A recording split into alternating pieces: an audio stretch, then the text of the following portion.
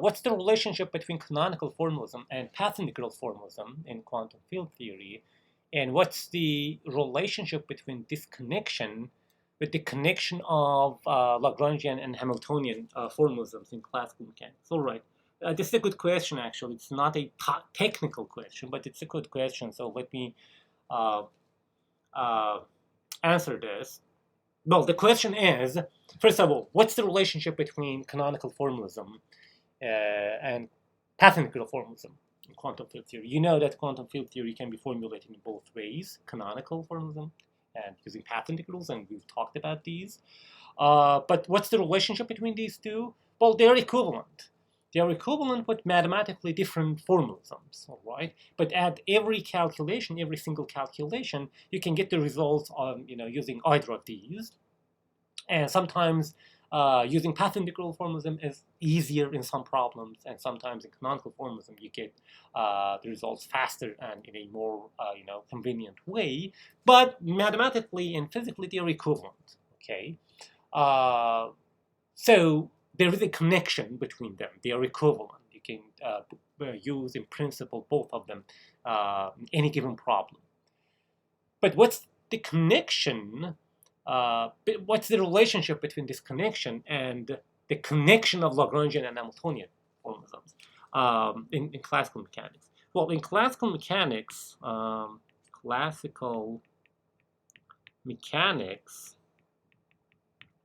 you have basically three famous formulations.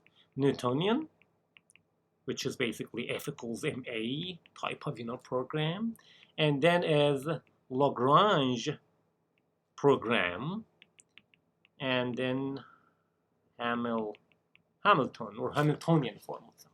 In Lagrangian formalism, instead of working with the concept of force like Newton, you work with this function called Lagrangian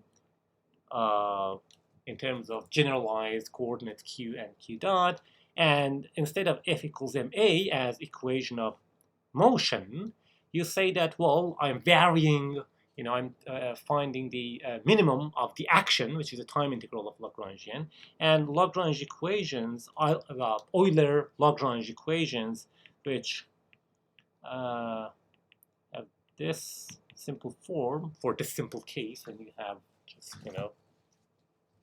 you're talking about generalized positions of just one particle. If you have n particles, you're going to have, you have to sum over all these values of k index. So you're familiar with it. This is Lagrangian formalism of classical mechanics. And in Hamiltonian formalism, you work with the Hamiltonian, right? Hamiltonian is a Legendre transform of Lagrangian, which is a function of generalized coordinates q, and not their velocity, time derivatives, but momentum. So qk, pk for if you have n particles, okay? And you have Hamilton's equations of motion. Now, in quantum mechanics, we, in wave mechanics, etc., we use this Hamiltonian formalism as well. We are trying to find the energy spectra, or energy spectrum of any given system, like simple harmonic oscillator, and you write Hamiltonians, okay? So we follow this procedure initiated by Hamilton. We write a Hamiltonian, and then we find the, using that Hamiltonian, we solve the Schrödinger's equation, etc. We talk about, concepts like time evolution of the system with this operator, defined by this operator, and we promote Hamiltonian, of course, to an operator because position and momentum are operators. But if you instead of Hamiltonian, if you use Lagrangian, and if you focus on Lagrangian, you're going to get another formalism, another formulation of quantum mechanics, which is called path integral formalism. Okay, and the main idea here is that you have a particle here at x0 t0, at position x0 at time t0, and then after some time it propagates to another point x and t. You say that, well, what's the probability amplitude for a particle moving from this point to this point.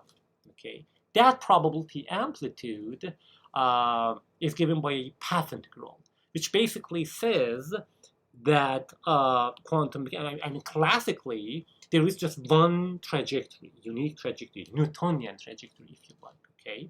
But quantum mechanically, there is an infinite number of trajectories that particle can take to move from this point to this point, okay? So you have to sum over all these amplitudes, probability amplitudes, to get the, total probability amplitude.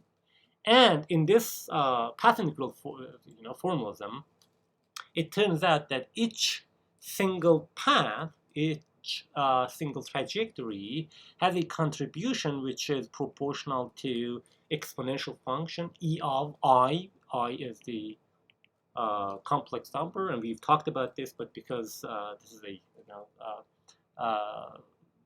independent kind of question, so I'm trying to answer it in a simple way. And S is the action, it's the classical action. So each trajectory contributes this, this much to the total amplitude. So you have to add all these contributions from all these, different paths, an infinite number of them, and this becomes the path integral. You can write it something like this. Okay, dx. This is the x. You are summing over, trajectories. X dx t. These trajectories. These are trajectories in space, right? This is the path integral formalism of quantum mechanics. So this is the way that Dirac initiated, but Feynman actually made it work in the sense that an independent formalism, as an independent formalism on quantum mechanics. Now the same thing, same kind of mathematical tool can be applied to quantum field theory.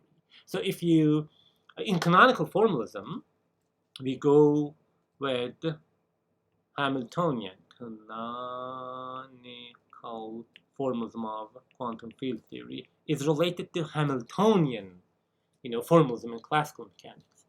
If you instead use Lagrangian, you're going to get to the path integral formalism of quantum mechanics and also quantum field theory. So Lagrangian formalism in classical mechanics is related to path integral formalism of quantum mechanics and path integral formalism of quantum field theory. Hamiltonian classical mechanics is related to, ordinary quantum mechanics as we know it, like using Schrödinger's equation, etc. And also canonical formalism of quantum field theory. So the relationship between path integral formulation of quantum field theory and canonical formalism is like the relationship between Lagrangian mechanics and Hamiltonian mechanics in classical mechanics.